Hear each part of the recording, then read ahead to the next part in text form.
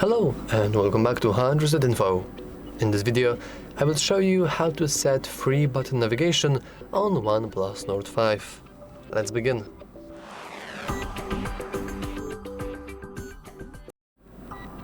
As you can see, currently we do have gestures enabled, so let's switch them to free buttons.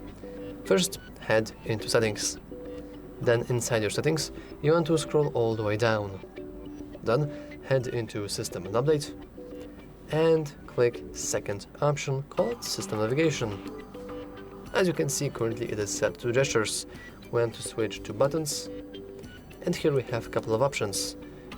Mostly you can switch the layout of your buttons, so the back button, instead of being on the right, can now be on the left.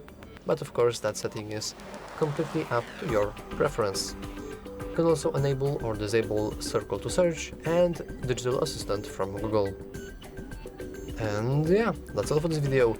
If you found it useful, make sure to leave a like, subscribe, and as always, thanks for watching.